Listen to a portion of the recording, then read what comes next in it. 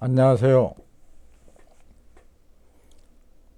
집합건물 지침서를 만든 윤경석입니다.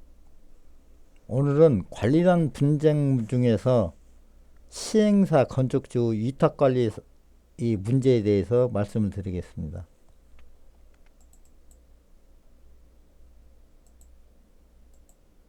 행위 불득 반구 제기, 자기가 행하여서 결과가 나타나지 않는 것이 있다면 방구제기 그 원인을 자기에서 구하라. 관리비가 비싸거나 또는 분쟁이 있어 관리 업무가 제대로 진행되고 있지 않는다면은 그 주인인 의결권자면서 주인인 구분 소유자 및 임차인들은 자기한테서 그 원인을 찾아라. 그렇지 않으면 서로 나무 탓하고 그러다 보면은 그 관리비 비싸고 분쟁 문제점은 계속된다. 이 뜻입니다. 관리비와 뭐 집합 건물에 대해서 모든 문의사항 이런 거에서는 다음 카페 관리비 도둑 예방을 이용하시기 바랍니다.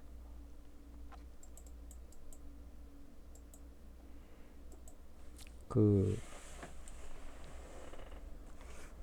우리 뭐 너나 나나 할 거 없이 돈이 된다면은 무찌르자 오랑캐도 마다하지 않고 돈을 벌기 위해서 최전선에 뛰어드는 게 뭐랄까 우리 사람들의 인간의 그 요건이라고 할까요? 요건 인간이 다 그렇다고 봐야 될지 어쩔지는 모르겠는데 이 시행사 건축주들의 그 관리 업무를 하는 현장을 가서 보면은 참 훌륭하신 분들이 많습니다.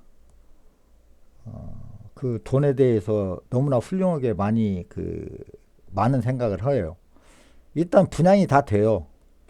그러면 얼마나 그 구분 소유자한테 감사합니까? 내 물건을 다 사줘가지고 내가 이제 업무가 그 벤처기업 뭐 건설업도 일종의 벤처기업이라고 하는데 벤처기업을 해가지고 위험에서 탈피를 하게끔 그 협조해주고 도와주신 분 구분 소유자들이거든요. 분양을 받았으니까. 그러면은 좀 이거에 대해서 감사의 뜻으로 관리비라도 좀 잘 해가지고 좀 그분들을 어떻게 감사 표시를 해야 할 것 같은 생각은 저한테는 있습니다. 그런데 그것이 또 돈이 되니까 또 그놈도 건축주가 그 관리 업무를 계속 뭐 별도 법인을 만든다든가 위탁 관리를 한다든가 자기 영향력에 두고 싶어하는 그 문제 때문에 집합 건물의 그 시행사들이 관리 업무를 하고 있는 데는 거기 또 새로운 방법의 분쟁이 일어나고 있습니다. 자, 그런 그 관리 업무 수행에 대한 이제 우리가 이제 자격부터 한번 살펴보겠습니다. 어떤 사람이 관리 업무를 수행할 수 있느냐? 관리단 집회에서 구분 소유자 및 의결권의 과반수 찬성에 의해서 관리인이 선임됐다. 이분도 수행 자격이 있고 관리단 집회에서 구분 소유자 및 의결권의 75% 이상 찬성에 의해서 관리인 선임 및 관리규약 제정 또는 관리위원회가 구성이 되었다. 여기도 관리 업무 수행 자격이 있습니다. 또 세 번째는 시행사 건축주 위에 조금 전에 말씀드리는 관리인 50% 75% 찬성 과반수 찬성과 75% 찬성에 의한 관리단이 구성에 될 때까지 시행사 건축주가 관리 업무를 수행하게 되어 있습니다. 이 세 가지 요건이 맞지 않으면은 그 단체 관리 업무를 수행하는 그 단체 또는 뭐 관리 업무를 수행하는 사람은 법적으로 무권 관리인이다. 관리다. 권한이 없는데 무권. 이게 이제 법률적으로는 뭐 참칭 관리라고도 그래요. 참칭. 이제 무권 관리요. 권리가 아무도 없어요. 권리 능력이 없는 사람이 관리 업무를 수행한 거예요. 이러다 보면 뭐가 문제가 되냐면은 관리비를 안 내도 이 사람은 소송을 제기하지 못해요. 무권 관리는 소송 주체가 될 수가 없어요. 이 사람이 소송은 제기 못 한다 이거. 권리 능력이 없는 단체이기 때문에. 자기네들이 권리 능력이 없는 단체가 어떻게 소송을 제기합니까? 길가의 길이 소송을 제기 없어요. 사람이 아니면 권리 능력이 없기 때문에. 이 단체도 법인이 아니기 때문에, 법률에 의해서 설립된 법인이 아니기 때문에 권리가 없다. 그걸 내가 말씀드리고 싶고, 이런 그 관련무 수행에 관해서는 좋은 판례가 하나가 있어요. 구분 소유자로 구성되어 있는 단체로서 법 제23조 제1항 취지에 부합한 것이면은 그 존립 형식이나 명칭에 불구하고 관리단으로서 역할을 수행할 수 있다. 근데 구분 소유자가 아닌 자로 구성된 임차인 구성된 단체를 하더라도 구분 소유자만으로 구성된 관리단의 성격을 겸유할 수 있다.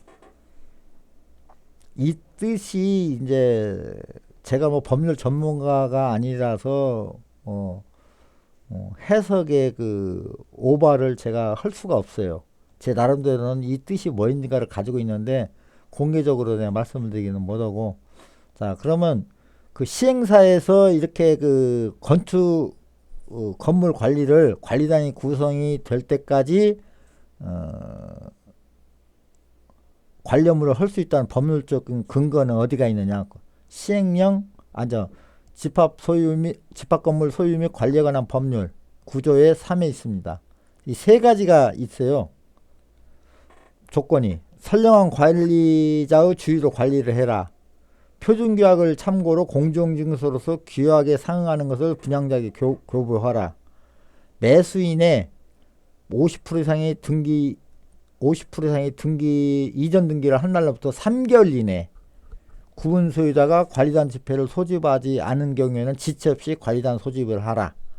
이 의무 규정이 있는데 의무를 이행을 안 했을 경우에 과태료등 제재사항이 없습니다. 단 지금 국회에 계류 중인 법률에는 법률이 시행이 되면 제재사항은 있어요. 그러니까 이런 제재사항이 없으니까 이 사람들이 이거 있는 동 맞는 동 해요. 왜?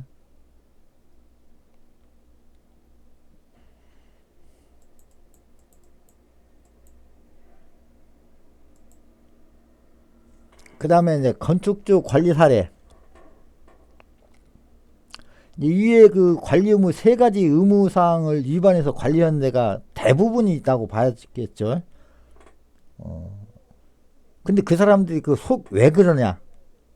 그 사람들 뭐 정상적으로 아까 제가 말씀대로 분양 100% 됐으면 감사의 표시라도 정상적으로 관리를 하면 될 텐데 왜 이러냐? 그 원인을 그 보면은 시행사에서 정한 위탁관리 업무 지속 수행 및 관리단 구성을 원하지 않는 이유는 하자보수하고도 연결이 됩니다. 관리단이 구성이 되면 하자보수 뭐 이거 따지고 저거 따지고 하니까 봐서 그런 경우도 그런 것도 여기에 작용을 해요. 이분들이 그 관련물을 계속 하고 싶어 하는 이유 중에. 그럼 하자보수에 대해서 좀 설명을 드리자면 하자보수는 3년 이내에 일반적인 하자보수는 다 끝납니다. 3년이 지나면 기간이 경과돼서 하자보수 요구도 못해요. 하자보수라는 거 1년짜리, 2년짜리, 3년짜리, 뭐 5년짜리, 10년짜리 있는데 3년이 지나면 일반적인 그 바닥 타일 같은 것이 뭐 문제가 있다든가 이런 것은 다 경고가 되어버려요. 제일 많은 게 뭐 유리창, 창호 이런 데서 문제가 있다든가 유리창 빗물이 샌다든가 바닥에 뭐 타일이 떨어져 나간다든가 이런 것은 3년 지나면 다 못 옵니다. 그게 3년 지나면 돈을 벌잖아요. 하자보수 안 오면 귀찮게 하자보수 안 해도 되잖아요. 그런 이해관계도 작용한다.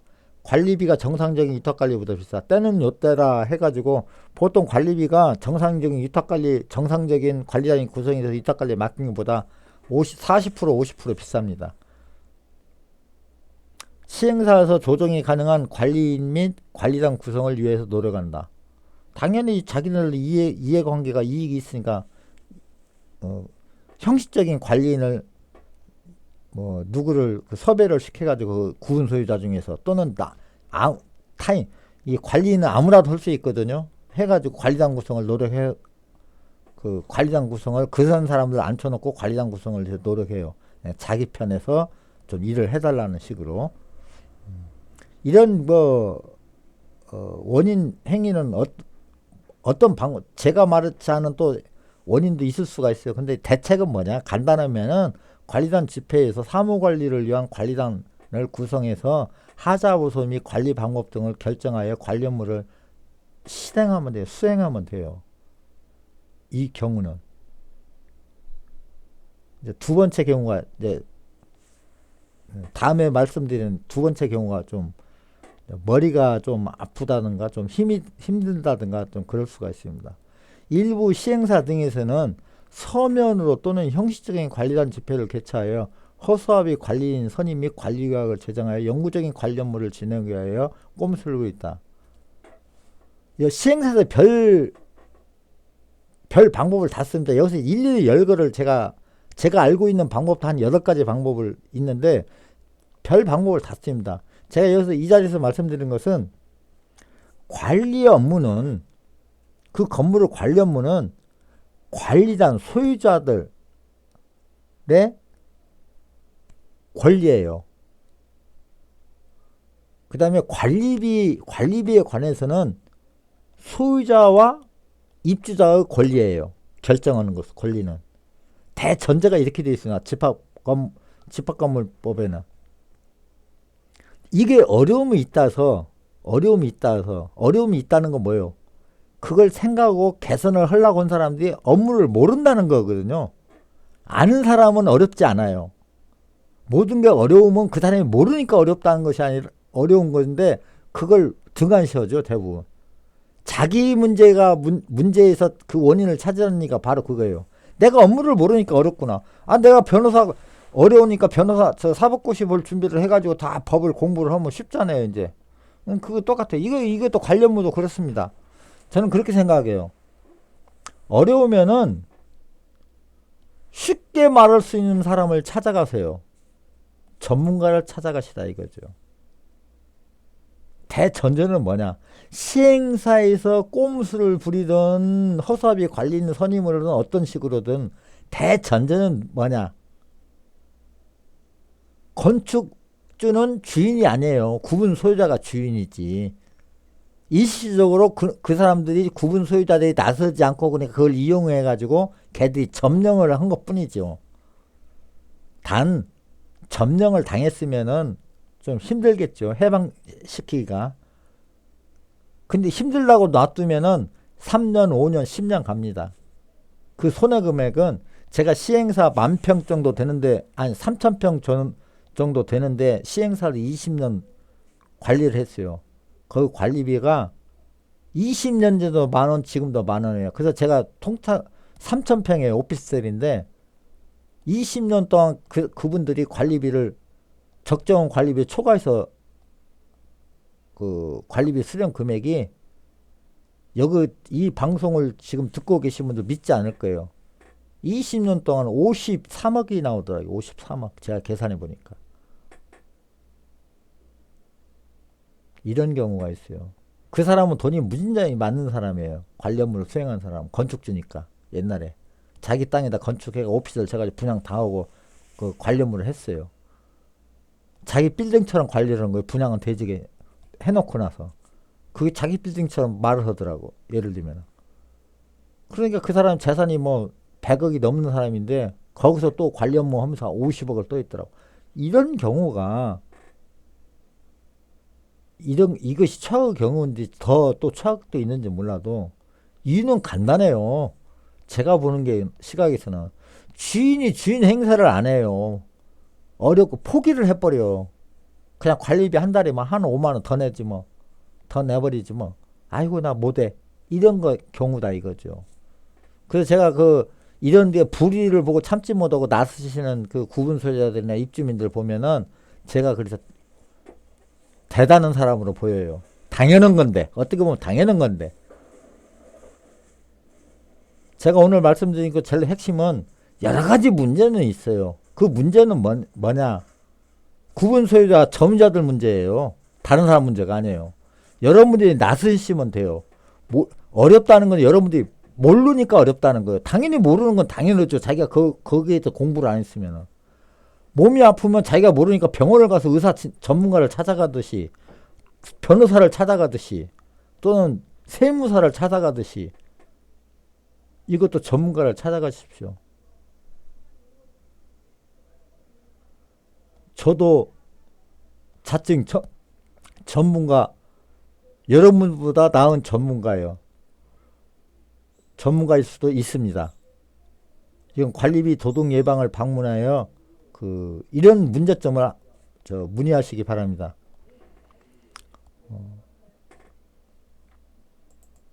이제 시행사에서 하는 데를 제가 한 사례를 볼게요. 관리비가 얼마나 비싸는가. 이거 실수적인 사례입니다. 제가 뭐 앉아서 만든 게 아니에요. 5,900만 원이요. 14,000평인데 한 달 관리비가. 근데 제가 적정 관리비를 산출해 봤더니 3,600이면 해요. 2,200만 원이요. 이런데 1년만 하면 얼마예요? 10개월이면 2억 2천. 1억 6천만 원 관리비 더 내는 거예요. 이분들은 위탁관리회사는 돈 버는 거죠, 뭐. 예. 위탁관리회사는 양주 먹고, 누구야, 이 관리비 내신 분들은 사업이 안 되네. 시달리면서 고생 죽으라고 막걸리도 제대로 못 먹었고, 음료수도 제대로 못 먹을 거예요. 이런 현상이에요, 지금.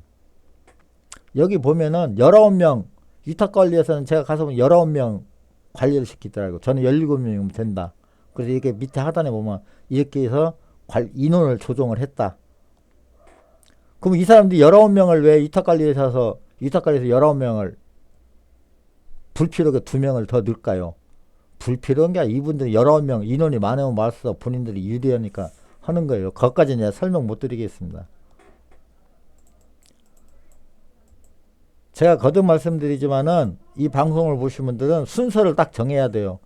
관리 방법, 시행사가 관리한다 모든 것을 다 그분들하고 싸우려면은 뭐부터 준비하냐면은 적정한 관리비 산출을 해줘야 돼요. 우리 빌딩에 얼마만큼 적정한 어떻게 관리를 하면 관리비가 쌀 수 있는가, 관리 방법은 어떻게 해야만이 관리비가 적정하고 관리 업무를 잘할 수 있는가, 이걸 가지고 나머지 모르는 구분 소유자들을 이해를 시키고 설득을 시켜야 그분들이 우리 쪽에 서가지고 이 시행사 위탁관리사를 내보낸다든가 관리 업무를 수행한다든가 위탁관리에서 자치관리를 한다든가 거기에 그분들이 동조가 된다 이거죠. 그래서 이거의 1번이라는 거예요.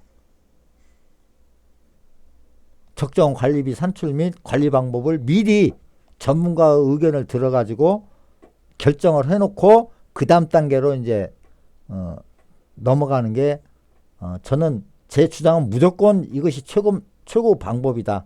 저는 이렇게 생각합니다. 이렇게 이제 관리비가 많다 보니까 제가 앞전 강의에도 말씀을 드렸지만 서울 경기 같은 경우는 제가 추정하는 관리비하고 합치면 약 연간 매월 400억 정도가 관리비가 지금 더 납부되고 있을 것이다. 저는 이렇게 추정합니다.